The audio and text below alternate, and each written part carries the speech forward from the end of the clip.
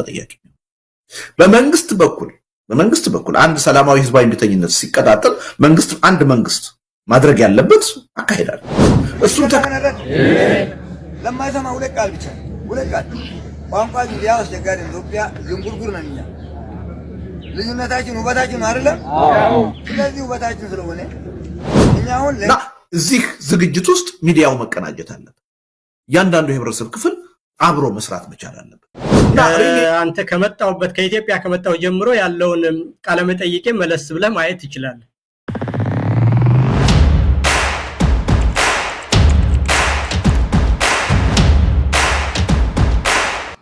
ሰላም ጤና ይስጥልን ውድ ቤተሰቦቻችን እንዴት አላችሁ ዘኢትዮጵያ ቻናላችንን እየተከታተላችሁ ትገኛላችሁ አማሃ ደገፋ ነኝ በወቅታዊ ፕሮግራማችን ተገናኝተናል በዛሬው ፕሮግራማችን ሰሞኑን አቶ ልደቱ አያሌው ስለ ሰላማዊ ትግል እየሰጡት ስላለው አንዳንድ ማብራሪያ በተለይ 45 ቀን ቆየት አሉ ሀገረ ካውፒ የሚለው መጽሐፍ ከጻፉ ግን አሁን የተማሪዎቹን የዩኒቨርሲቲ ተማሪዎችን ሙቭመንት የተቃውሞ ድምጽ ተከትሎ የዛ አካል ለማድረግ የሚደረግ ጥረት ያለ ይመስላል እሱን አስመልክቶ ከሚሰጧቸው ማብራሪያዎች ውስጥ ስለ ቅድመ ሁኔታዎቹ በ45 ቀን እንዴት መንግስትን መለወጥ እንደሚቻል ያነሷቸው ነገሮች አሉ እነዚህን ጉዳዮች እየፈተሽን ነው ቆይታ የምናደርገው ያዘጋጀናቸው ቪዲዮዎች አሉ የሳቸውን ንግግር እንቃኛለን ሀገረ ካውፒ ላይ ያስቀመጧቸውን ቅድመ ሁኔታዎች እንዲሁ በተወሰነ መልኩ ለማየት እንሞክራለን ማለት ነው ምን አይነት ነገር ሊያመጣብን ይችላል አሁን የተያዘው መንግስት የሚሉትን ጉዳዮች ተኩራታቸውስ ወዴት አካባቢ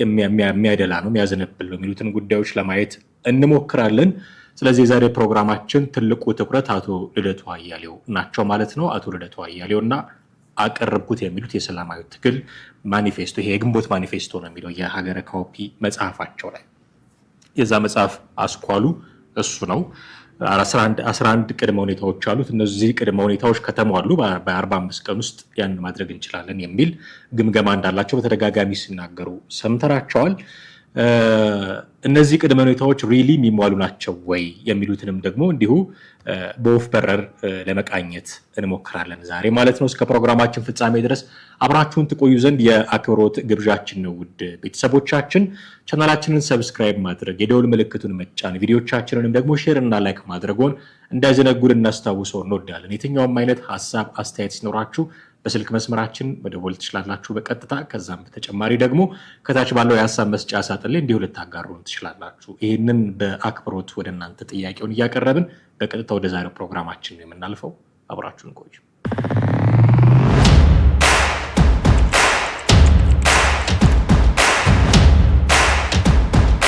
እንግዲህ መግቢያ ላይ ለማለት እንደሞከርኩት ዛሬ አቶ ልደቱ አያሌው የተናገሯቸውንና የጻፉትን ነገር ነው ተወሰነ መንገድ ለማየት የምንሞክረው ሌሎች ቪዲዮዎችንም የምናያቸው ቪዲዮዎች አሉ የምናነሳውን ጉዳይ የሚያዳብሩልን በደንብ የሚያስረዱልን ሐሳቦቻችንን ግልጽ የሚያደርጉልን የምናነሳቸው ቪዲዮዎች አሉ ግን ከአቶ ልደቱ አያሌው አንድ ንግግር እንጀምር ከመሳይ መኮንን ጋር በቅርቡ ካደረጉት ቃለ ምልልስ ላይ ተወሰደ ነው እስኪ እሱን ጥቂት ሰምተን እንመለስና የምናነሳቸውን ጉዳዮች እያነሳሳን ቆይታ እናደርጋለን ተጠያቂ በመንግስት በኩል አንድ ሰላማዊ ህዝባዊ እንድተኝነት ሲቀጣጠል መንግስት አንድ መንግስት ማድረግ ያለበት አካሄዳል እሱን ተከትሎ መንግስት እስከሄደ ድረስ ትግሉ ሰላማዊ መሆን አለበት ነገር ግን ስልጣኔ አደጋ ውስጥ ሊወድቅ ነው ብሎ ወይም ደግሞ የህዝቡን ጥያቄ ሁሉ ጊዜ እንደሚፈርጀው መንግስት የመገልበጥ ምናምን የሚል ሰበብ ወይም ታርጋ እየለጠፈ ሰዎችን ማሰር በሰዎች ላይ እርምጃ መውሰድ ሲጀምር ግን አጸፋ ሊመጣ እንደሚችል ከህዝብ ማወቅ አለበት በግልጽ መነገር አለበት እዛ ሰነድ ላይ ተነግሮታል ህዝብን መግደል ማሰር ከጀመረ ህዝቡ ራሱን የመከላከል ተፈጥሯዊ መብት አለ ህገ መንግስታዊ መብት አለ ስለዚህ ያጸፋ እርምጃ ይወስዳል ጠቅሼዋለሁ እዛ ላይ ይሄ ሰላማዊ ህዝባዊ እንቢተኝነት ማለት ይሄ ቀኝን ሲመታ ግራህን ስጠው የሚል አይነት ሃይማኖታዊ ነገር አይደለም ዋጋ ያስከፍላል ህግና ስርዓትን የማያከብር መንግስት ከሆነ በህዝብ ላይ ጥይት የሚተኩስ ከሆነ አጸፋ የሆነ እርምጃ ህዝብ ይወስዳል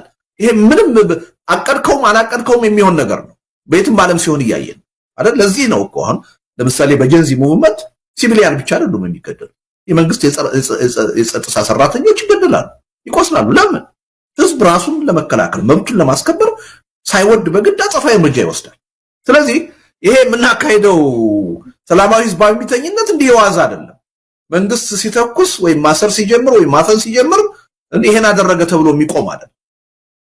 ህዝብ እስከ መጨረሻው ድረስ መንግስት በህገወጥ መንገድ እስከሄደ ድረስ እሱን ተከትሎ ሊወሰድ የሚችለውን የህዝብ አጸፋዊ ምላሽ ኃላፊነቱን መውሰድ ያለበት መንግስት ነው። ተጠያቂው መንግስት ነው። ህዝብን እያፈንክ ህዝብን እየገደልክ ህዝብ ለዛ የሚሰጠውን አጸፋዊ እርምጃ ህገወጥ አድርገህ ልትፈርጅ አትችልም። ህገወጥ አድርገህ ልትፈርጅ የምትችለው ሰውን ካገደልክ፣ ካላሰርክ፣ መብትን ካላፈንክ፣ የህዝቡን መብት ካከበርክ ትክክል ነው። በሰላም ብቻ በህጋዊ ብቻ አድርጉት ትግሉ ማለት ትችላለህ አንተ ህጋዊ እስከሆንክ ድረስ። አንተ ህግን እየጣስክ ግን ለስልጣንህ ብለህ ሌላውን በወንጀለኝነት እየፈረጅክ መቀጠል አትችልም። ይሄን በግልጽ ነው ማወቅ ያለበት መንግስት። ስለዚህ ይሄን ነው እየነገርን ያለ ነው። መጀመሪያ ላይ ግን በኃላፊነት ስሜት ሂደቱን መጀመራችንን ጥያቄ ውስጥ ስላስገባው ወደን አይደለም ተገደን ነው የሚለውን ነገር የዓለምም ህዝብ የኢትዮጵያም ህዝብ እንዲያየው ማድረግ አለ። ስለዚህ እነዛ ፕሮሰሶች አስፈላጊ ናቸው። ጉልበት የሚሰጡን አቅም የሚሰጡን ናቸው። መስዋዕትነቱን በከፍተኛ ደረጃ የሚቀንሱ ናቸው እና ይሄ መታወቅ አለበት። ኦኬ እንደሰማናቸው ነው አቶ ልደቱ አያሌው አንድ ሰላማዊ ትግል ሲቀጣጠል መንግስት ማድረግ ያለበት ነገር አለ ይላሉ። ይሄ ምንድነው የሚጠቁመው? ይሄ የትግሉ ደራሲም የትግሉ ዳይሬክተርም የትግሉ መሪ ተዋናይም መሆን ይፈልጋሉ። እኛ ምን ሆኖ ምንድነው በዚህ መሃል አጃቢ ተዋናይ ነው የምንሆነው፣ ኮረስ ነው የምንሆነው። መሪ ተዋናይ ሲሆኑም አገር ውስጥ መጥተው አይደለም መሪ ተዋናይ የሚሆኑት፣ ውጪ ነው ያሉት። አሁን ይሄን ጥያቄ ስታነሱ ነው አገር ውስጥ መግባት እንድገባ ስላልተፈቀደልኝ ነው የሚል መልስ እንደሚሰጡ ግልጽ ነው። ይሄንን ይሰጣሉ። ከዚህ በፊት በራሳቸው አንደበት ደጋግመው በጣም አጽንኦት ሰጥተው ሲናገሩ እንደሰማናቸው አቶ ልደቱ አያሌው ሰላማዊ ትግል ከሀገር ውጭ ተኩኖ ሊመራ አይችልም ብለዋል። ውጭ ሆነ ልትደግፍ ትችላለህ እንጂ ልትመራው አትችልም። ስለዚህ ውጭ ሆነ የሚመሩትን ትግል ነው ለኛ ሊሰጡን የፈለጉት አቶ ልደቱ አያሌው። ውጭ ሆነው አገር ውስጥ ያሉ አጃቢ ተዋናያን እንደውም ከዚህ በፊት ይሉ የነበሩት በሰላማዊ ትግል መጀመሪያ ዋጋ የሚከፍለው መሪ ተዋናዩ፣ መሪው ይሄ የዚህ የሰላማዊ ትግል መሪው ኢናወር ኬዝ እሳቸው ማለት ነው። አሁን ባነሳ ነው ኬዝ የዚህ ትግል መሪ መሆን ፈልገዋል። ወደፊት የወጡት እሳቸው ናቸው። ማሳያዎች ይኖሩናል ለምን እሳቸውን እያልኩ እንደሆነ ሀገረ ከወኪል ያሉትን ቅድመ ሁኔታዎች እናነሳለን። ስለዚህ መሪ ተዋናይ ናቸው። የዚህ ነገር የሰላማዊ ትግል ያስፈልጋል፣ መንግስትን በ45 ቀን ሰላማዊ ትግል መጣል እንችላለን የሚል ነገር አርቀቀው ያመጡት እሳቸው ናቸው። ግን ውጪ ነው ያሉት። ዋጋ የሚከፍሉ ሀገር ውስጥ ያለው ነው። መሪ ተዋናዩ ውጪ ነው ያለው። ሀገር ውስጥ ያለው አጃቢ ተዋናይ ነው ዋጋ የሚከፍሉ። ይሄ ብቻ አይደለም፣ ደራሲም ዳይሬክተርም መሆን ይፈልጋሉ። ስለዚህ ትግል መንግስት እንዲህ ማድረግ አለበት ብለው ማቅጣጫ የሚያስቀምጣሉ። ኦፍ ኮርስ እንዲህ አይነት ነገሮች ሀፕን ሲያደርጉ መንግስት ቢሄቭ እንዲያደርግ የሚጠበቅበት መንገድ አለ። ጥያቄዎች ከተነሱ ጥያቄዎቹን መመለስ፣ አግባብ ያልሆኑ እርምጃዎች እንዲወስድ አይጠበቅም። እነዚህ ነገሮች እያደረገ ነው ወይስ እያደረገ አይደለም ብሎ መገምገምም ደግሞ የማን የሥራ ድርሻ እንደሆነ ራሳቸው ሊመልሱልን ይችላሉ። ነገር ግን መንግስት እንዲህ መሆን አለበት፣ ይሄንን ካላደረገ ልክ አይደለም ነው። አሁን መንግስት ልክ ነኝ ብሎ የሚያምንበትን ነው የሚያደርገው። ማሳያችሁ ቪዲዮ አለ በኋላ። እንዲሆን የማይፈልጉት እነ ጀዋር መሐመድ፣ እነ ልደቱ አያሌው፣ እነ ይልቃል ጌትነት፣ እነ መሳይ መኮንን እንዲሆን የማይፈልጉት ግን ሪሊ ሀፕን ያደረገ ነገር በዚህ በተማሪዎቹ የተቃውሞ ድምጽ መካከል ሀፕን ያደረገ ነገር አለ። እነሱ እንዲሆን የማይፈልጉት ነው ግን ሆኖ ያየነው ነገር ነው። እንደዚህ እንዲያደርግ አይፈልጉም መንግስት። አሁን በኋላ እንደማሳያችሁ ቪዲዮ አይነት እንዲያደርግ አይደለም የሚፈልጉት። የተቃውሞ ድምጽ ሲሰማ ከተማሪውም ይምጣ ከሌላውም አካል ይምጣ ወዲያው በአፋጣኝ የሆነ እርምጃ እንዲወስድ ነው የሚፈልጉት መንግስት። ከዛ ምን ይላሉ? ይሄው መንግስት እንዲህ እያደረገ ነው እናንተ ደግሞ እንዲህ አድርጉ የሚል የማነሳሻ ለመስጠት ትግሉን መምራት፣ ዳይሬክት ማድረግ፣ መድረስ እና መሪ ተዋናይ መሆን የሚፈልጉ ሰው ናቸው። ሌሎቻችን አጃቢ ተዋናይ እንድንሆን የሚፈልጉት። ከዚህ በፊት አሁን ይሄ የሚያሳየው ውጪ ሆነው መምራት አይቻልም ሰላማዊ ትግልን ያሉትን ነገር ያፈርሳል። አይ መግባት እንድገባ አልተፈቀደልኝም ሀገር ውስጥ ካሉ ትተው መቀመጥ። በቃ ከዚህ የከሰርኩ ፖለቲከኛ ነኝ ብለዋል አይደል? መክሰራቸውን አምነው መቀመጥ እንጂ ትልቁን ይሄ ምንድነው ይሄ አቋማቸውን ነው ትልቁን አቋማቸውን አንድ ሰላማዊ ትግል ከሀገር ውጭ ተኩኖ ሊመራ አይችልም የሚል ትልቁን አቋማቸውን ንደው ነው አሁን አሜሪካ ቁጭ ብለው ማኒፌስቶ የሚጽፉልን እና በሰላማዊ ትግል ሊያንቀሳቅሱን የሚፈልጉት። በሰላማዊ ትግል ከሀገር ውጭ ነው መምራት አይቻልም ያሉበት አንዱ ደግሞ ትልቁ ምክንያት ምንድነው? ሰላማዊ ትግሉን የጀመረው ሰው የሚመራው ሰው ነው መጀመሪያ መስዋዕትነት የሚከፍለው የሚል አቋምም ስላላቸው ያንን ማድረግ አይችሉም አሁን አቶ ልደቱ አያሌው። ስለዚህ አርፈው ነው መቀመጥ መቻል ያለባቸው። አርፈው መቀመጥ መቻል አለባቸው። ሀገር ውስጥ መግባት እንድገባ አልተፈቀደልኝም ካሉ እስኪገቡ ድረስ ይህንን ነገር ማቆየት ነው። በቃ እስኪገቡ ድረስ ማቆየት። ስለዚህ ውጪ ሆኖ መምራት አይቻልም ያሉትን ትግል አሁን ሀገር ውስጥ መምራት ይቻላል። አሁን እነሱ ባልጠበቁት መንገድ የተቃውሞ ድምጽ መሰማት ጀምሯል። ተማሪዎች ናቸው። ይህንን የተማሪዎች እንቅስቃሴ በነገራችን ላይ ፖለቲካዊ እንዳልሆነ እሳቸው ራሳቸው ሲናገሩ ሰምተናቸዋል። በዚሁ ቃለ ምልልስ ላይ አናስተምርም፣ አንድ ዓመት ሙሉ አናስተምርም፣ የዓመት እንዲጨመርብን አንፈልግም፣ የምግብ እንደዚህ ነው የተማሪዎቹ ጥያቄ። የተማሪዎቹ ጥያቄ ይሄ መሆን የለበትም፣ ፖለቲካዊ መሆን አለበት፣ የሀገርን ድምጽ የሚያስተጋባ መሆን አለበት ብለው ኮሜንት ሲያደርጉ ሰምተናቸዋል። ስለዚህ እነሱ ባልፈለጉት አቅጣጫ ባልጠበቁት መንገድ እና በጣም ውስን የሆኑ አካላትን ብቻ የሚያንቀሳቀስ ተቃውሞ ነው አሁን ዩኒቨርሲቲ ውስጥ እየሰማን እያየን ያለ ነው። ይሄኛው እነሱ ወደሚፈልጉት እንዲቀየር ይፈልጋሉ። ለዛ ነው ሌት ተቀን ጀዋር መሐመድ ይሄንን ጉዳይ በጣም ካፒታላይዝ ሲያደርግ የምናየው። ከዛ መንግስት እንዲያደርግ እንፈልጋለን ይላሉ፣ መስዋዕትነት አለበት ይላሉ። የሰላማዊ ትግል ያለ መስዋዕትነት አይሆንም ይላሉ። እኔ ሰላማዊ ትግል ነው የምንመርጠው ካሉ እና መስዋዕትነትን ያስከፍላል ካሉ መተው ይክፈሉ። እኔ ከዚህ በኋላ አንድ ነፍስ በሰላማዊ ትግል ስም በትጥቅ ትግል ያው ኦፍ ኮርስ የሰው ህይወት ይጠፋበታል። በሰላማዊ ትግል ስም አንዲትም ነፍስ መጥፋት የለባት። ለማን ነው ነፍሳችንን የምንሰጠው? እዚሁ ቃለ ምልልስ ላይ ሙሉን ብትከታተሉት የሚጠቅሷቸው የድሮ ታሪኮች አሉ። በደርግ ጊዜ በንጉሱ ጊዜ የተደረጉ የተማሪዎች እንቅስቃሴዎች የሀገሪቱን ጥያቄዎች ያነሱ ናቸው። ያሁኖቹም እነዚህን ማማከል አለባቸው፣ ይሄም ትውልድ ያንን መቀላቀል አለበት የሚል ምክረ ሐሳብ ሲሰጡ ተሰማቸዋላችሁ። በንጉሱ ጊዜ፣ በደርግ ጊዜ፣ በኢህአዴግ ጊዜ የተደረጉ የተማሪዎች እንቅስቃሴዎች የሰው ነፍስ ጠፍቶባቸዋል፣ አካል ጎድሎባቸዋል። ይሄ የአደባባይ ሀቅ ነው። ግን ምን አመጡ? ይሄውንም ሀገሪቱ ጦርነት ውስጥ ነው ያለችው። ያ ነፍሱን ሰጥቶ አስፋልት ላይ በጥይት ተመቶ የወደቀው ወጣት የወደቀው ተማሪ በንጉሱም ጊዜ በደርግም ጊዜ በኢህአዴግም ጊዜ አሁን ምን አመጣለት? አስፋልት ላይ የፈሰሰው ደግሞ ምን አመጣለት? ኢትዮጵያ አሁን ሰላማዊ ነች? ኢትዮጵያ አሁን አድጋለች፣ በልጽጋለች? ተመሳሳዩን ትራክ እንድንረግጥ ለምንድን ነው የምትመክሩን? ሰላማዊ ትግል እናደርጋለን ካላችሁ ፍጹም ሰላማዊ እንዲሆን ነው የምጠብቀው። እኔ ከዚህ በኋላ ለልደቱ አያሌው ተብሎ ለጀዋር መሐመድ ተብሎ ለይልቃል ጌትነት ተብሎ ኢንፋክት ለጠቅላይ ሚኒስትሩም ተብሎ የሚከፈል መስዋዕትነት መኖር የለበት። አይ መስዋዕትነት እንከፍላለን ካሉ መተው ይክፈሉ። በመስዋዕትነት ነው ማሳካት የምንፈልገው ይሄንን ነገር ካሉ በቃ መተው ይክፈሉ። መሪቷን ያረብሉ እነሱ፣ ደራሲውም ዳይሬክተሩም እነሱ አይደሉ፣ መተው ይክፈሉ። ያንን በቃ ባይጨቀጭቁን ደስ ይለናል። የምንፈልገው ሰላማዊ ትግል ነው ካሉ ሰላማዊ ትግል without any sacrifice ያለ ምንም መስዋዕትነት ማንም ሰው ህይወቱን ሳክሪፋይ እንዲያደርግ አንጠብቅም። በቃ ተደርጎ አየነው። ተማሪውን ሌላውን ማህበረሰብ ዋጋ ከፍሎ አየው። ጠብ ያለ ነገር የለም። መተው ስልጣን ላይ የሚወጡ ሰዎች አሉ፣ ኢትዮጵያ በለጸገች ወይ? መተው ስልጣን ላይ የሚወጡ ሰዎች አሉ፣ ኢትዮጵያ ሰላም አገኘች ወይ?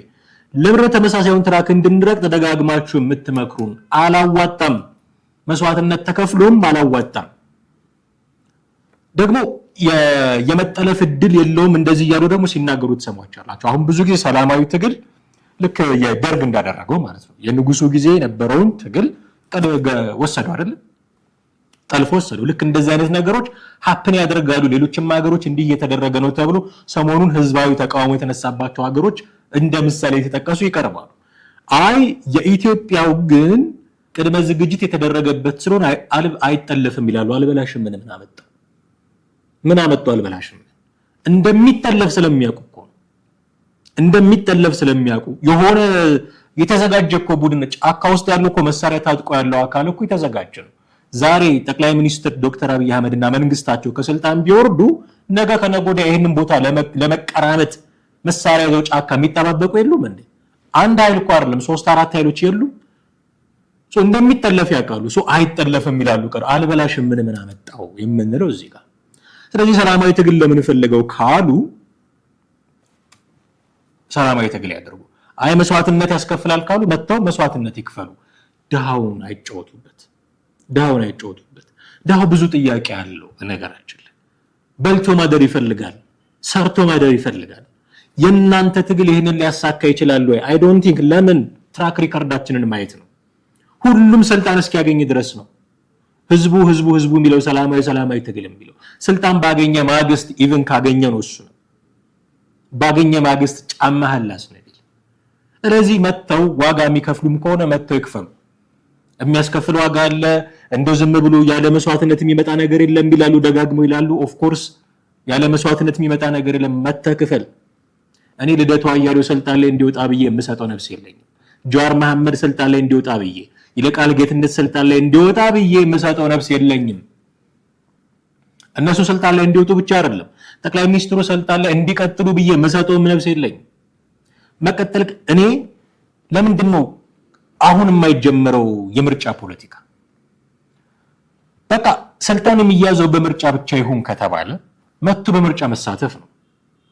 ምርጫው ተጭበረበረ፣ እንደዚህ ይደረጋል፣ መንግስት ለራሱ እንዲያደርጋል። መሳሪያ ታጥቄ የገባው ለኔ ብለህ ነው እንዴ ጫካ? እንደዛ የገቡትን የምትደግፈው ሰላማዊ ትግል በአንድ እጅ ሰላማዊ ትግል ይሻለኛል ትላለህ፣ በሌላኛው እጅ ታሞግሳለህ። ጫካ የገቡትን መሳሪያ ይዞ መንግስት ምርጫ ያጭበረበራል ለራሱ ብሎ ትተቻለህ። አንተ መሳሪያ የደግፉት መሳሪያ አንገበው ጫካ የገቡትን የምትደግፈው ለኔ ብለህ ነው። ማንም ሰላማዊ ትግል ለሚያዋጣኝ ያለ አካል ይምጣና የሚያስከፍለው መስዋዕትነት ይክፈል። ከዛ ውጭ ግን መቼ እንደምንጀምር አላቅም። የዲሞክራሲን ኤክሰርሳይዝ ማድረግ መቼ እንደምንጀምር አላቅም። በሰላማዊ መንገድ ስልጣን ሼር ማድረግ መቼ እንደምንጀምር አላቅም። በምርጫ መሪ መቀየር መቼ እንደምንጀምር አላቅም። እሱ ቀን ይናፍቀኛል። ያ ነው ትክክለኛ የኢትዮጵያን ትንሣኤ የሚያመጣው። በቃ በድምጽ በምርጫ ካርድ መሪ መቀየር የቻለን ጊዜ በሰላማዊ ትግል አይደለም። ሰላማዊ ትግል በኋላ ማሳያችሁ ቪዲዮ አለ። ሰላማዊ ትግል ይሉናል እንጂ አይደለም። ቢሆን እኮ ጥሩ አንጠላም፣ ግን አይደለም። በቃ ሰላማዊ ትግል ይሄው መስዋዕትነት ያስከፍላል እያሉ ነው። በኋላ ማሳያችሁ ቪዲዮ ላይ ደግሞ የተቀላቀሉ ነገሮች አሉ። አይደለም ሰላማዊ ትግል አይደለም። ቢሆን ምንም አለ። በሰላማዊ ትግል፣ በጦርነት፣ በትጥቅ ትግል መሪ መቀየር ማቆም አለብን። በምርጫ እና በምርጫ ብቻ። ያ ነው የህዝብ ድምጽ። ምርጫ ነው የህዝብ ድምጽ። እውነቱን ለመናገር ሰላማዊ ትግል እንፈልጋልና ምሩን የሚል የህዝብ ድምጽ መኖሩን በምን አወቁ? እንደ ልደቱ አያሌው ይሄንን መጠየቅ ያስፈልጋል። በሰላማዊ ትግል እንደዚህ እናደርጋለን ሲሉ መንግስት እንዲህ ማድረግ አለበት፣ ህዝቡ እንዲህ ማድረግ አለበት ብለው የደረሱት አለ። ዳይሬክት እያደረጉት ነው። መሪ ተዋናይ እነሱ ናቸው። እኛን አጃቢ ተዋናይ አድርገው ስልጣን መያዝ ነው የፈለጉት ማለት ነው እነዚህ ሰዎች። እኔ ምን ለማግኘት ነው ከዚህ በኋላ መስዋዕትነት የምከፍለው የሚል ጥያቄ ቢነሳ ይሄን ልታገኙ ነው የሚል ምላሽ ሊሰጡን ይችላሉ ወይ እነዚህ ሰዎች? ሰላማዊ እንዲሆን አይፈልጉም። ይሄ ትግል መንግስት እንዲያደርገው የማይፈልጉት ነገር እየሆነ ነው። አሁን መንግስት እንዲያደርገው አይፈልጉም። ምንድነው እሱ ነገር? ይሄን ቪዲዮ ተከታትለን እንመለስ። ወሊገላ ከነረት ለማይሰማ ሁለት ቃል ብቻ ሁለት ቃል ቋንቋ ያ አስቸጋሪ ኢትዮጵያ ዝንጉርጉር ነን እኛ። ልዩነታችን ውበታችን አይደለም? ስለዚህ ውበታችን ስለሆነ እኛ አሁን ለማይሰማው ኦሮምኛ ነግሬው ለማይሰማው ዝም ማለት ደግሞ ሌላ ነገር። ይሄ ደግሞ ውስጡ ቅሬታ ይሰማዋል ማለት። በዚህ ወታደር ውስጥ አማርኛ ተናጋሪ የለም እንዳትሉ፣ ጠቅላላ አማርኛ ተናጋሪ እኔም አማርኛ እችላለሁ፣ ኦሮምኛ እችላለሁ። ስለዚህ አሁን ለወጣችሁት ሰላማዊ ሰልፍ ወይም ደግሞ ለወጣችሁት መብት ጥያቄ ደስ ብሎናል። ምክንያቱም ምንድነው ምንም አይነት ነገር ስለሌለው ነገር የለውም ነገር ወይ ደግሞ ተንኮል የተሸረበ የተጠመጠመ ነገር የለም። ከዛ አንግል ደስ ብሎናል። ለዛ ነው ያስጨበጨብኳችሁ። ቀጥሎ ለምታነሱት ጥያቄ ግማሹን መንግስት የሚመልስ ነው፣ ግማሹ ያለው አመራር የሚችሉ ከሆነ የሚመልስ ነው፣ የማይችል ከሆነ ጸጥቶ የሚልክ ነው።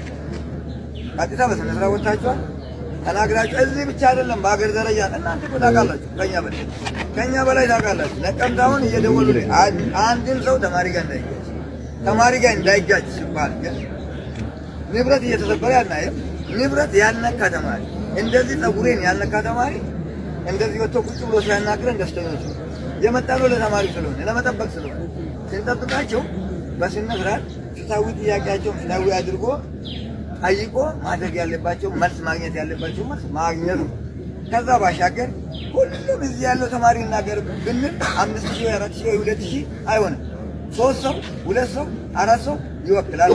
ሲል ተናግራችሁ የሚይዙትን ይዛሉ። ከዛ በኋላ እናንተ ዶርም ክላስ መቃጠል የለበትም፣ የትምህርት ሰዓት መቃጠል የለበትም። አንድ አስተማሪ የትምህርት ሰዓት ማቃጠል፣ አንድ ተማሪ የትምህርት ሰዓት ማቃጠል በፍጹም የተከለከለ። ሀገራችንን እየወደመ ያለው ያለ መማራችን ስለሆነ፣ ስለዚህ ለትምህርታችሁ ጉዳታችሁ ያለችውን ደቂቃ ተነጋግራችሁ ዶክተር የሚመልስ ያለው አመራር የሚመልሰው ይመልሳል፣ የማይመልሰው ጥያቄው ተይዞ ወደ ላይ ሪፖርት ይደረጋል። በዛ ትሄዳላችሁ። ባይ እንጃላታ ወዳጇል።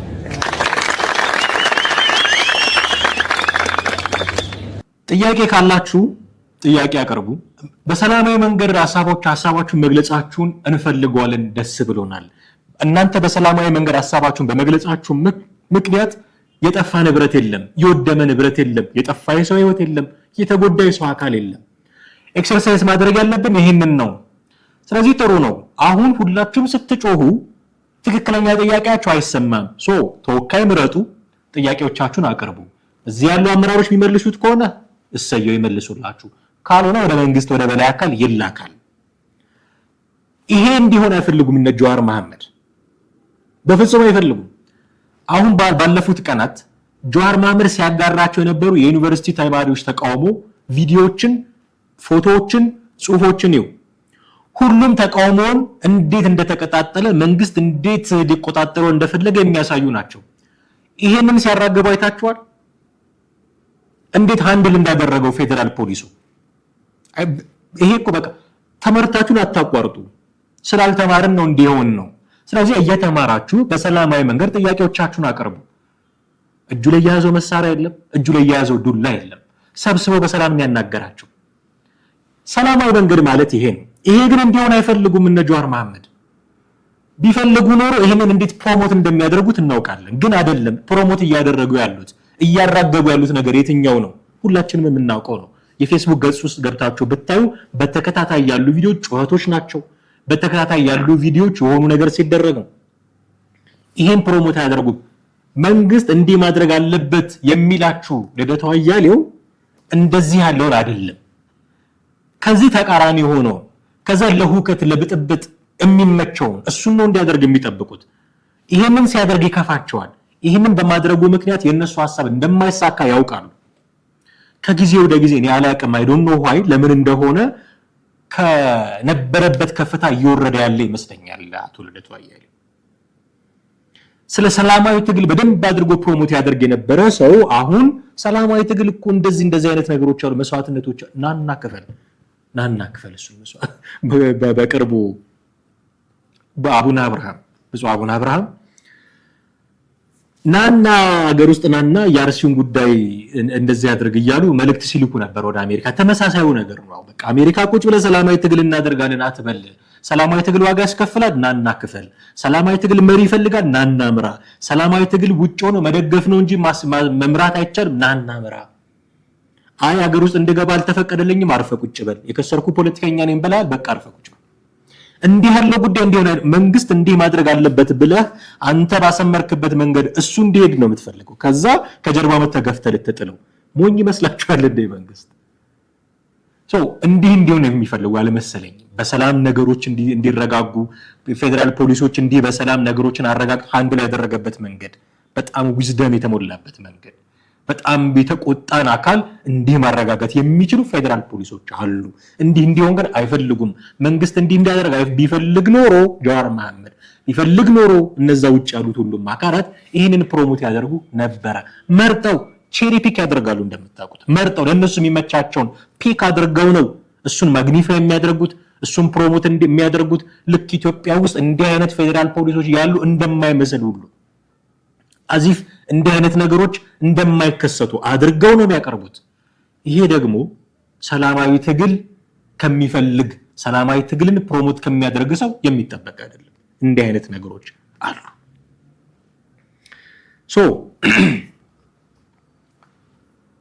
መንግስት እንዲያደርግ የማይፈልጉ ከሆነ እና ከጀርባ መጥተው መግፋት የሚፈልጉ ሰዎች ናቸው እንደዚህ ካልን በምን አይነት መንገድ ነው መንግስትን መጣል የምንችለው ብለው ደግሞ በመጽሐፍም ደረጃ እናቱ ልደቱ አያሌው ያቀርበዋል። እና እዚህ ዝግጅት ውስጥ ሚዲያው መቀናጀት አለበት። እያንዳንዱ የህብረተሰብ ክፍል አብሮ መስራት መቻል አለበት። እና ሪሊ ቅድመ ሁኔታዎቹን በጥንቃቄ ካየናቸው አንደኛ መሳካት የሚችሉ ናቸው። አንድም መሳካት የማይችል ቅድመ ሁኔታ የለም። እነዛን ቅድመ ሁኔታዎች ግን በጥንቃቄ ካሟላናቸው 45 ቀን መሳይ በጣም የረዘመ የተጋነነ የሰፋ ቀን ከዛም ባለፈ አሁን በአንዳንዶቹ ሀገሮች እንደምናየው በ2 ሳምንት በ3 ሳምንት አምባገነኑን መንግስት ልናንበረከከው እንችላለን። ልናንበረከከው ሳይወድ በግድ የህዝብን ጥያቄ እንዲቀበል ማድረግ እንችላለን። ሀገረ ካኦፒ የሚለው መጽሐፍ እንግዲህ ልቦለድ ነው ብለዋል እሳቸው። ስም ከመቀየር የገጸ ባህሪዎቹን ስም ከመቀየር፣ ጾታ ከመቀየር ለምሳሌ እዛ ውስጥ ያሉት ይሄ ጦርነቱ ከተጀመረ በኋላ ጦርነቱን በሰላም በድርድር እንዲቋጭ ጥረት ያደርጋል የተባለው የሊበራል ፓርቲ መሪ ሴት ነች። ጾታ ከመቀየር አሁን ሴት መሪ አይታችሁ ታውቃላችሁ? ጾታ ከመቀየር፣ ስም ከመቀየር፣ ካኦፒ ብሎ የኢትዮጵያን ስም ከመቀየር ውጪ ኢትዮጵያ ውስጥ እንዲሆን የሚፈልጉትን ነገር ነው ያስቀምጡት እና ልቦለድ አይደለም። በቃ ግልጽ እኮ ነው። ይሄ ደግሞ ያው ሀሳብም እኮ ሲሰጡበት አልነበረም። ቅድመ ሁኔታዎቹ ሀገረ ካኦፒ ውስጥ ለውጥ እንዲመጣ የፈለጉበትን ቅድመ ሁኔታዎች ነው እኮ ኢትዮጵያ ውስጥ እንዲመጣ የፈለጉት አይደል? ድርድር አይፈልግም መንግስት፣ የሽግግር መንግስት አይፈልግም የሚሉ እናያቸው እስቲ ቅድመ ሁኔታዎቹ ምንድን ናቸው? ይሄ የግንቦት ማኒፌስቶ የሚለው የመጽሐፉ አስኳል ነው ያልናችሁ ቅድም ምዕራፍ 9 ላይ የሚገኝ ነው። ገጽ 104 ላይ ያለ ነው እና እዚህ መጽሐፉ ክፍል ላይ ጦርነት ያው ከዚህ በፊት ያሉት 8 ምዕራፎች ውስጥ እንደምናየው ባለመግባባቶች አሉ፣ ጦርነቶች ተፈጥረዋል። ካኦፒ የምትባለው ሀገር ውስጥ በርካታ ነገሮች አሉ። ጦርነቱ በሰላም ድርድር እንዲቋጭ ጥረት አድርጎ ያልተሳካለት የሊበራል ፓርቲ አለ። እሱ ፓርቲ ሀገሪቱ ወደ ህልውና ጥፋት እየሄደች እንደሆነ ስጋት እንዳደረበት ይናገራል። አቶ ልደቱ አያሌው ሀገሪቱ ወደ ህልውና ስጋት እየሄደች ነው የሚል ስጋታቸውን ደጋግመው በተለያዩ ወረቀቶች በተለያዩ ምንድነው ኢንተርቪዎቻቸው በሙሉ ሲገልጹት ነበረ። ስለዚህ እሳቸው የሊበራል ዲሞክራሲ አቀንቃኝ እንደሆኑ የአደባባይ ሀቅ ነው። ስለዚህ የሊበራል ፓርቲ የሚሉት እዚህ ውስጥ እሳቸው የሚያቀነቅኑትን ሀሳብ ነው። እዚህ ውስጥ አንድ ሴት መሪ ያለች የሊበራል ፓርቲ እሱን ጾታ ቀይረው የራሳቸውን ሀሳብ እያንጸባረቁ ነው። እኔ እንደዛ ነው የምወስደው። ራኬሎ ሆሳ የሊበራል እዚህ መጽሐፍ ውስጥ ያለችው የሊበራል ፓርቲ መሪ ራኬሎ ሆሳ ነች። መሬት ላይ አቶ ልደቱ አያሌው እኔ እንደዛ ነው የምረዳው። ሀሳቦች ቀረቡ። በምርጫ ተመረጥኩኝ የሚል መንግስት አለ። ስለዚህ በሽግግር መንግስት ለውጥ አይመጣም እና ህጋዊ መንግስት እኔ ነኝ መቀጠል አለብኝ የሚል መንግስት አለ ይላሉ ጠቅላይ ሚኒስትር ዶክተር አብይ አህመድ። ሁሉ የሚናገሩት ነገር ነው ይሄ። ኢትዮጵያ ውስጥ ስልጣን የሚያዘው በምርጫ ነው። ተመርጫለሁ፣ ህጋዊ ቅቡልነት አለን ብልጽግናዎች፣ ስለዚህ እንደዛ ነው የምንቀጥለው፣ የሽግግር መንግስት የሚባል ነገር ከእንግዲህ ኢትዮጵያ ውስጥ አይሰራም ብለው ተናግረዋል። አሁን ይሄ ልቦለድ መጽሐፍ ውስጥ የግንቦት ማኒፌስቶ የሚለው ክፍል ውስጥ የምናገኘው ጥሬ ሀቅ ይሄ ነው። ይሄ ልቦለድ ነው። ሁለት ጽንፍ አለ። በትጥቅ ትግል እንደዚህ እናድርግ የሚልና በኖ እኛ የለም በምርጫ የተመረጥንን የሚለው አካል ተፋጠዋል። ይህንን ለማስታረቅ ሊበራል ፓርቲ ምን እያደረገ ነው? ይህንን ለማስታረቅ ነው። እንደውም ህዝቡ እዚህ ጋር ዲሉዥን መሆኑን የምታዩት ህዝቡ ምን እናድርግ ብሎ ጠየቀው። ሊበራል ፓርቲ ምን እናድርግ ጠይቆ አይታችሁ ታውቃላችሁ? አቶ ልደቱ አያሌውን እባክህ አቶ ልደቱ አያሌው እንዲሆነን ተጨንቀናል፣ እስኪ መፍትሄ ሀሳብ አምጣልን ብሎ የጠየቀው አካል በህዝብ ደረጃ በኢቨን በግለሰብ ደረጃ የጠየቀ ሰው አይታችሁ ታውቃላችሁ? አሁን ለምን መፍትሄ ሀሳብ አቀረበው አይደለም። መፍትሄ ሀሳብ ያቀረቡት ግን ህዝብ ስለጠየቃቸው አይደለም። ባንወሻሽ ጥሩ ህዝብ ስለጠየቃቸው ሳይሆን በቃ ይሄ ነው የመፍትሄ ሀሳብ ብሎ ስለሚያምኑ አቀረቡ። ትልቁ ኳሊቲያቸው ያቶ ልደቱ አያሌው የመፍትሄ ሐሳብ በየጊዜው ነው የሚያቀርቡት። ወረቀቶች ይጽፋሉ፣ መወያያ ሐሳቦች ያመጣሉ። በጣም ትልቅ ኳሊቲ ነው። ይሄን ከራሳቸው ተነሳሽነት ነው ያመጡት፣ ህዝብ ጠይቋቸው አይደለም። ይሄ መጀመሪያ መታወቅ አለበት። ህዝብ ከጠየቀው በኋላ አልተረዳውም የሊበራል ፓርቲን ሐሳብ ደግሞ ህዝቡ አልተረዳውም ይላሉ። ህዝብ አልተረዳንም፣ እኛን ካልደገፈ ማንን ሊደግፍ ነው እያሉ ባለፈው እየጮሁ ሲናገሩ ነበረ። በቃ ሪፕሊካው ነው አቶ ልደቱ አያሌው ምድር ላይ ያደረጉት ያለው ነገር መጽሐፉ ላይ የተገለጸው የዛ ሪፕሊካው። ስለዚህ ህዝቡ አልተረዳውም። ከዛ ማኒፌስቶ የግንቦት ማኒፌስቶ የሚል አዘጋጅቶ 11 ቅድመ ሁኔታዎችን አቀረበ። ይሄ ሊበራል ፓርቲ በራኬሎ ሆሳ የሚመራው ሊበራል ፓርቲ 11 ቅድመ ሁኔታዎችን አቀረበ ይላል። ምንድናቸው እነዚህ 11 ቅድመ ሁኔታዎች? እነሱን ነው በጥቂት ለማየት የምንሞክረው። እዚህ ሀገረ ካኦፒ ላይ የተቀመጠው የመጀመሪያው ቅድመ ሁኔታ እና አቶ ልደቱ አያሌው ኢትዮጵያ ውስጥ የሚሰራል የሚሉት የመጀመሪያው ቅድመ ሁኔታ የጋራ አደጋን በጋራ መታገል የሚል ነው። የጋራ አደጋን በጋራ ለመታገል በነገራችን ላይ አደጋው የጋራ መሆኑን መጀመሪያ ማመን ያስፈልጋል አይደለም? በቃ መጀመሪያ አገሩ የጋራ መሆኑን ማመን ያስፈልጋል። አሁን ትግል ላይ ያሉት አካላት የትጥቅ ትግል የጀመሩትም ሰላማዊ ትግል ይሻለናል ያሉትም የጋራ አደጋ ነው ወይ ያላቸው? የትጥቅ ትግል የጀመሩትን ኦሮሚያ ክልል ውስጥ የሚንቀሳቀሰው የኦሮሞ ነጻነት ሰራዊት አለ፣ አማራ ክልል ውስጥ ፋኖ አለ። ኦኬ የትጥቅ ትግል በትልቅ ጦርነት አሳልፈዋል። በእርግጥ አሁንም እንደዚህ ሊመጣ ይችላል። ቲፒኤልኤፍ አለ፣ ቲዲኤፍ በሉት ምንም፣ ቲፒኤፍም ደግሞ አለ ለዛ የሚንቀሳቀስ የቲፒኤልኤፍ ተቃራኒ ሆኖ። እነዚህ ሰዎች የጋራ አደጋ ነው ወይ ያላቸው? አደጋችን የጋራ ነው ብለው ተስማምተዋል።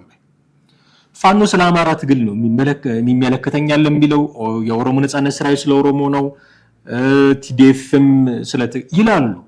አሁን እነሱ ስለሚሉ ነው እንጂ ሪሊ እነሱ ስለ ህዝብ ነው የሚታገሉትን ብዬ አላምንም። እውነቱን ለመናገር ግን እንደው እንውሰድላቸው የሚሉትን አትፌስ ቫልዩ የአንደበታቸውን ንግግር እንደ በቀጥታ እንደወረደ እንውሰድላቸው እንኳን ብንል እነ ፋኖ የሚሉት አማራ የህልውና ትግል አለበት ነው የሚሉት። አማራ የህልውና ትግል አለበት። ከዛ የህልውና ትግል የሌለበት የሆነ አካል እንዳለ ደግሞ ይጠቁሟቸዋል። ምክንያቱም ከነሱ ጋር አነጻጽሮ እነሱ እንዲህ እየኖሩ ነው እኛ እንዲህ እየኖርን ነው የሚል ንጽጽር ስለሚያቀርቡ፣ ስለዚህ የጋራ አደጋ አይደለም ያላቸው ማለት ነው። የኦሮሞ ነጻነት ሰራዊት ጥያቄው ሌላ ነው፣ ቲዲኤፍ ጥያቄው ሌላ ነው። እነዚህ የታጠቁት እና ጦርነት በኢነስም ይብዛም ውጊያ እያደረጉ ያሉት ፖቴንሻሊ ጦርነት ሊጀምሩ ይችላሉ ተብለው ደግሞ የሚሰጉም አሉ። ሰላማዊ ትግል እያደረጉ ነው። ኦኬ ሰላማዊ ትግል ነው ይሄ ነገር ብሎ ለማለት ቢያስቸግርም አትሊስት አሁን ጥያቄዎች እያቀረቡ ያሉ አካላት አሉ። ከዚህ በፊት የደሞዝ ጥያቄ የነበራቸው አካላት አሉ። የጤና ባለሙያዎች የጋራ ነው አደጋቸው። ጥያቄያቸው የደሞዝ ነው፣ እሱን ስትመልስላቸው ይበርድ።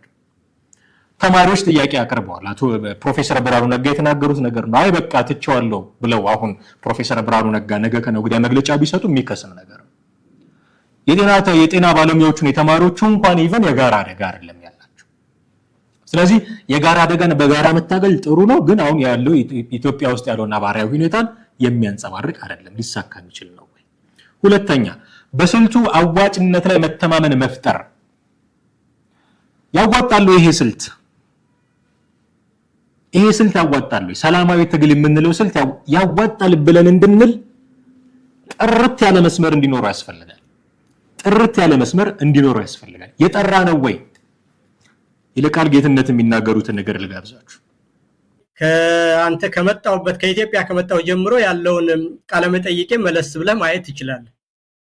ያንን ካየህ እኔ የፋኖን ትግል እስከማቀው ድረስ በግልጽም ዛሬ ተናገር ካልከኝ ሲጀምሩ ጀምረው የማቃቸው ልጆች ጎጃም አካባቢ ያሉ ገና የፋኖን እንቅስቃሴ ማሰልጠን በተለያየ ቦታ በጎንደርም በሸዋም በወሎም በጎጃምም የአማራ ህዝባዊ ኃይል ብለው ማሰልጠን ሲጀምሩ ጀምረው ያለውን እንቅስቃሴን የማቀው በትጥቅ የታገዘ ህዝባዊ እምቢተኝነት ነው የሚለው ነው የነሱ ትግል በግልጽ የማቀው። ስለዚህ በየትኛውም ቦታ ያለ ትግል ሁሉ ይሄንን ትግል ከበሳ ቦታ ያስለቀቁ ቦታ እየተቆጣጠሩ የሚደረግ ትግል ሳይሆን ሁሉ አቀፍ የሆነ ትግል በአጠቃላይ በሲቪክ ማህበራትም በአጠቃላይ በፓርላማም በደህንነትም በመንግስት ውስጥም ያለ በትጥቅም ታግዞ አንድ ላይ ይሄንን መንግስት በዲፕሎማሲም በስነልቦናም በፖለቲካም በትጥቅም በህዝባዊ እምቢተኝነትም ማስወገድ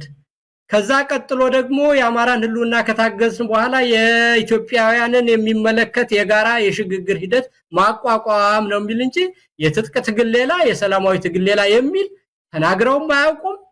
ስንናገር የነበረው ባለፉት 2 ዓመታት ያየነው ግን ምናልባት ሲጀመር እንደዛ አይነት አቋም ኖሮት የፋኖ ትግል ተነስቶ ሊሆን ይችላል በመሳሪያ የታገዘ ህዝባዊ ቢተኝነት የሚል ዓላማ አንግቦ በሂደት ግን ተቀይሯል።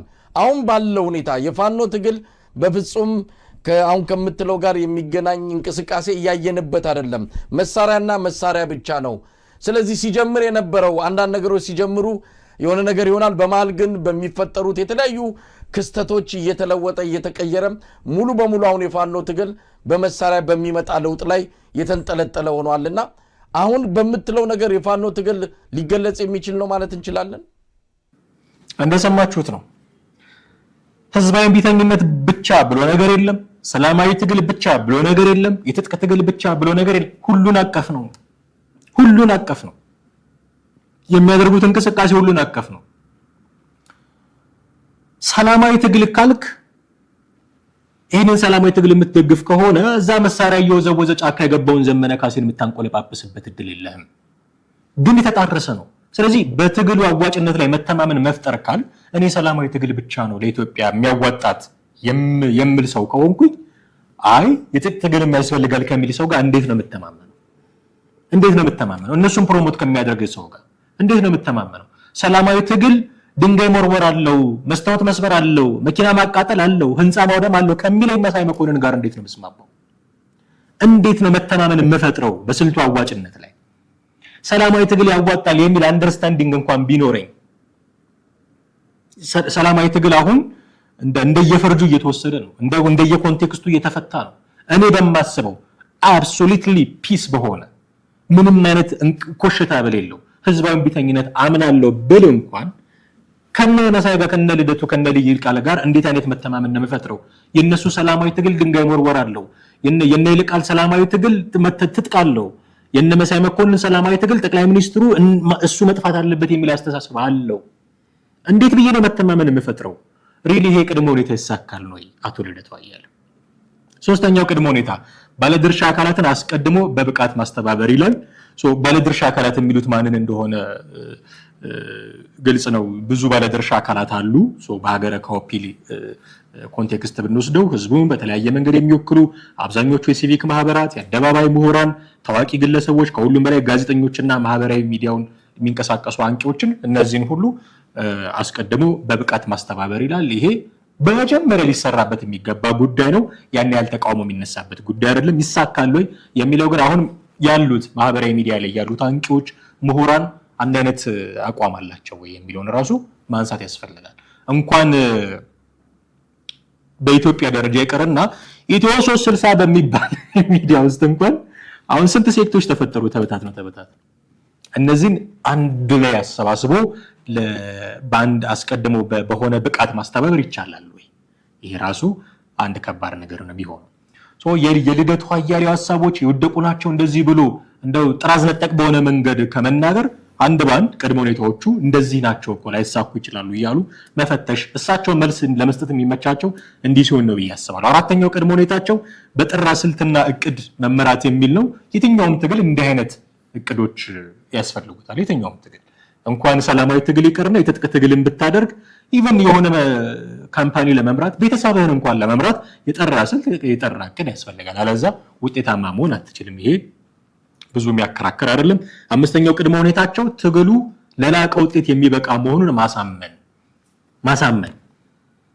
ለላቀ ውጤት የሚበቃ መሆኑን ማሳመን ሲባል መቼም ከመሬት ተነስተ ስብከት አይደለም። አይናችሁን ጨፍናችሁ እመኑ አይባልም። ሃው የሚል ጥያቄ መጠየቁ አይቀርም። ህዝብ ልምድ አለን ወይ ከዚህ በፊት እንደዚህ አይነት ነገሮች አሳክተን እናውቃለን ወይ ብሎ መፈተሹ አይቀርም ህዝብ። ስለዚህ ምንድነው የምታቀርቡለት? የንጉሱ ጊዜ ትግልን ነው?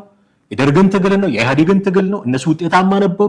እንደዛ ፌል ያደርጋል ይሄ ነገር ብለው ቢሰቡ በምንድን ነው የምታሳምኗቸው? ሪሊ ይሄ ቅድመ ሁኔታ መሟላት የሚችል ነው ወይ የሚል ጥያቄም አብሮ ማንሳት ያስፈልጋል። ቶሎ ለማለት እሞክራለሁ። ስድስተኛው ቅድመ ሁኔታቸው ለስርዓቱ አካላት አማራጭ እድልን አለመንፈግ ይላል።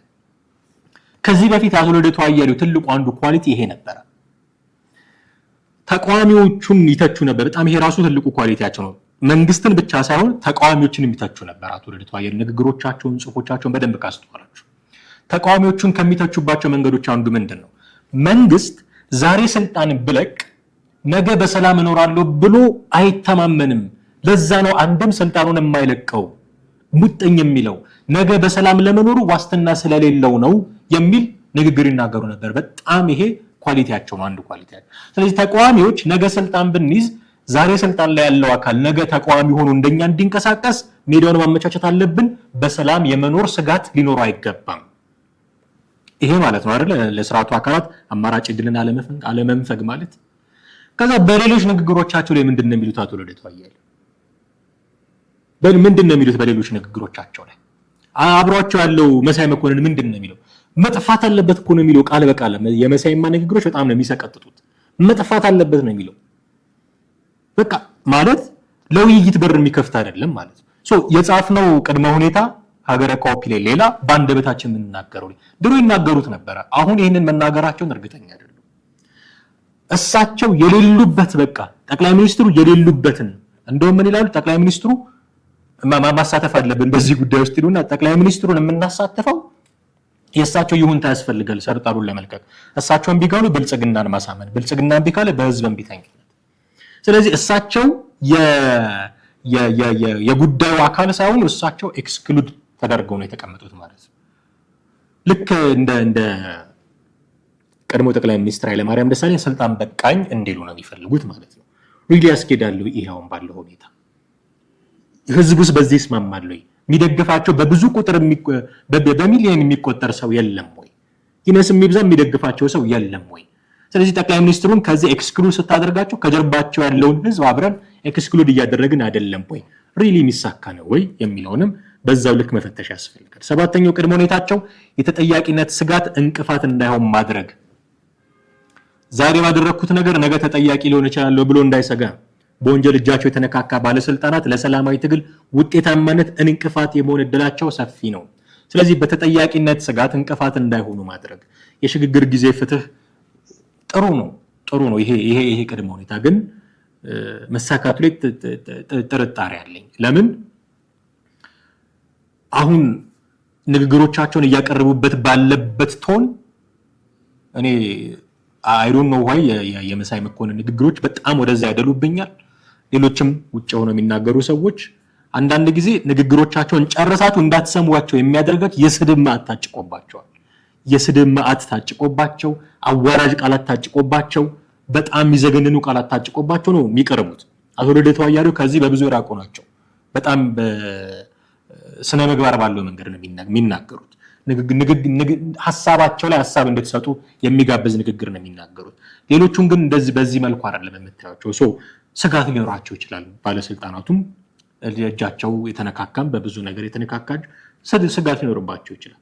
ስለዚህ እንቅፋት ይሆናሉ የሚለው ቅድመ ሁኔታ በጣም ቀደም ብሎ አንዳንድ ፖለቲከኛ ቀደም ብሎ ያለውን ችግር እንዳየ ፖለቲከኛ ያስቀመጡት ቅድመ ሁኔታ ነው። ትክክለኛ ቅድመ ሁኔታ ይመስለኛል። ስምንተኛ በራስ ፈቃድ ከሰላማዊ ትግል አለማፈግፈግ ይላል። ኦኬ ካልፈለኩስ አሁን ከተጀመረ በኋላ ሁኔታችሁን አይቼ ይሄ ነገር አያዋጣኝም ብዬ ባፈገፍግስ? ደግሞ አለማፈግፈግስ ይቻላል? ስለዚህ አንድም ሰው ቢሆን ካፈገፈግ አይሳካም ማለት ነው። አንድም ሰው ቢሆን ካፈገፈግ አይሳካም ማለት። ሰላማዊ ትግል ለድል ለመብቃት የሚችለው በተመቸ ጊዜ ብቻ ሳይሆን በከፍተኛ ተጽዕኖና ጥቃት ውስጥም ሆነን ለስልቱ በሚኖረን ጽናትና ታማኝነት ነው። ቅድም እንዳልኩት ይህንን ታማኝነት የሚጠብቁት ከኛ ነው። እነሱ ውጪ ናቸው ያሉት። ይሄኛው አካሄድ አይን ያልተመቸኝም ብዬ ባፈገፍግስ አይሳካም ማለት ነው።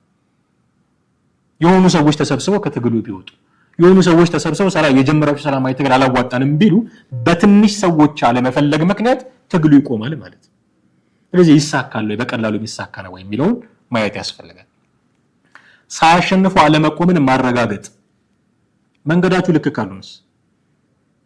ካልሆነስ ትገመግማለህ እኮ ዝም ብሎ አይደለም እርምድ እየተባለ አይኬድም። መቼም ትገመግማለህ። እንቅፋቶች ካሉ፣ የአያያዝ ችግሮች ካሉ፣ መሪዎች ተሳታፊዎች የሚያመጧቸው ችግሮች ካሉ፣ መሪዎች ስል ሰላማዊ ትግሉን የሚመሩት ሰዎች የሚያመጧቸው ችግሮች ካሉስ ዝም ብሎ መገስገስ አለ እንዴ?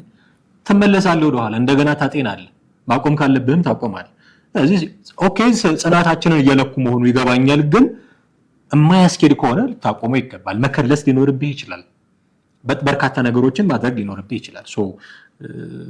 ዝም ብሎ መገስገስ የሚባል ነገር የለም። 10ኛው ቅድመ ሁኔታቸው የማይነጥፍ አመራርን መፍጠር ነው ይላል። ብዙ ሰው ሰላማዊ ትግል ሊደግፍ ይችላል፣ ግን በዛ ደረጃ የአመራር ይሆናል ወይ? ስለዚህ አስቸጋሪ ስለሚሆን የማይነጥፍ አመራርን መፍጠሪያ የሰላማዊ ህዝባዊ እምቢተኝነቱ ትግል በትግሉ አመራሮች ላይ በሚደርስ ተጽዕኖና አደጋ የሚጨነግፍ መሆን የለበትም በሚል ነው። የትግሉ መሪዎች ውጭ ናቸው ያሉት። እነሱ ላይ የሚደርስ ነገር የለም። በእነሱ ምክንያት ምንም የሚፈጠር ነገር የለም። መታችሁ ነው ይህንን ነገር ማድረግ ያለባቸው። የመጨረሻው ቅድመ ሁኔታ በቂ የተሳታፊነትን መጠን መፍጠር ይላል። ይሄኛው ብዙ ሰው የሰላማዊ እምቢተኝነት ትግል ለድል መብቃት የሚችለው በስልቱ ባመኑበት ሰዎች መጠን ሳይሆን ተግባር ላይ ባሉ ሰዎች መጠን ነው ይላል። ብታምንበት አንተ ለውጥ አታመጣም፣ ተግባር ላይ መሳተፍ አለብህ። ያንን ለመፍጠር መጣር ያስፈልጋል የሚል ቅድመ ሁኔታ ነው። ይሳካላቸዋል አይ ዶንት ቲንክ፣ ግን እነዚህ ናቸው 11ዎቹ ቅድመ ሁኔታዎች ሀገረ ከኦፒ ላይ የተቀመጡት ማለት ነው። እነዚህ ቅድመ ሁኔታዎች ውስጡ ያደነቅናቸው በጣት የሚቆጠሩ ነገሮች አሉ። የሚበዙት ግን ለመተግበር አስቸጋሪዎች ናቸው። አሁን ኢትዮጵያ ውስጥ ካለው ነባራዊ ሁኔታ አንጻር አንድ የጋራ አደጋ ነው ብሎ አምኖ በጋራ መታገል ማሳመን፣ በትግሉ ጥራት ላይ የሚነሱ ጥያቄዎች ሊኖሩ ይችላሉ። ለዛ ነው የኢንጂነር ይልቃል ጌትነትን ቪዲዮ ጭምር የጋበዝኳችሁ። ካልተሳካ እንዲህ አይነት ነገሮች ካልተሳኩ አሁን የተማሪዎቹን እንቅስቃሴ ለመጥለፍ የሚኬድበት ርቀት ያሉትን ሁኔታዎች በሙሉ አይተን እነዚህ ነገሮች ካልተሳካ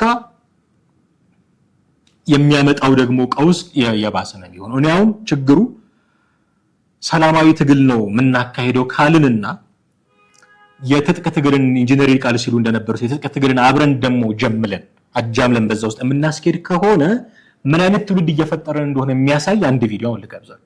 ምን አይነት ትውልድ እንዲመጣ እንደምንፈልግ በጣም በሚያሳዝን ሁኔታ ህፃናት ላይ ጭምር እንዲህ አይነት ነገር ማድረግ ተጀምሯል።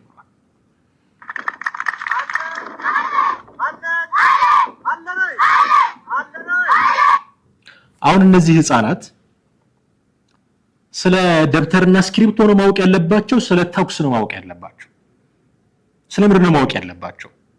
ትምህርት ቤት ገብተው በሚማሩበት እድሜ አዋራ ላይ ሰብስበህ የምታስጨበጭባቸው፣ ብልጽግና ይጥፋ የምታስብላቸው፣ ስለ ተኩስ ስለ ጥይት የምታስወራቸው? ይሄ ነው የሚተርፈን። ሰላማዊ ትግል ብለን ትጥቅ ትግል ከጨመርንበት፣ ህዝባዊ እምቢተኝነት ብለን መሳሪያ ከጨመርንበት ይሄ አይነት ትውልድ ነው የምናፈራው። እነዚህ ስክሪፕቶ ይዘው እስራስ ይዘው መጽሐፍ ይዘው ደብተር ይዘው ትምህርት ቤት እንዲቀመጡ የምንጠብቃቸው ህፃናት ናቸው። ሰብስበህ አንበሶች የምትላቸው፣ ስለ ጥይት የምታስወራቸው። እንዲህ አይነት ትውልድ ለመፍጠር ከሆነ ትግላችን ቢቀርብንስ በአፍንጫችንስ ቢወጣ?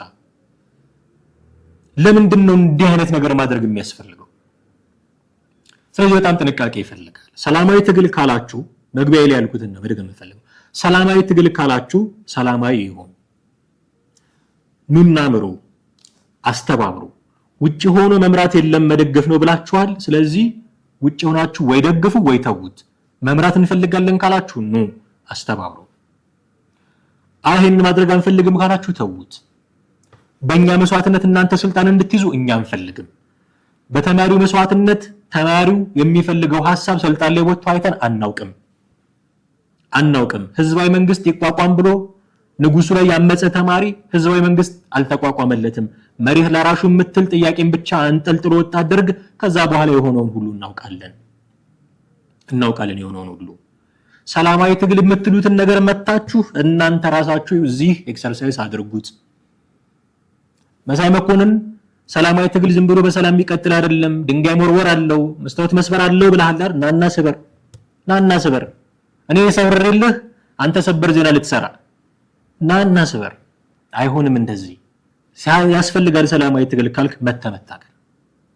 ስለዚህ እንዲህ አይነት ትውልድም እንዳይፈራ ህፃናት ላይ ጭንቅላታቸው ላይ እንዲህ አይነት አስተሳሰብ የሚያሰርጽ ደግሞ እንዳይሆንም ጥንቃቄ ስለሚያስፈልግ ነገሮችን በጥንቃቄ ብናደርግ መልካም ነው የሚል መልእክትም ለማስተላለፍ ጭምር ነው ዛሬን ፕሮግራም መስራት ያስፈልገን።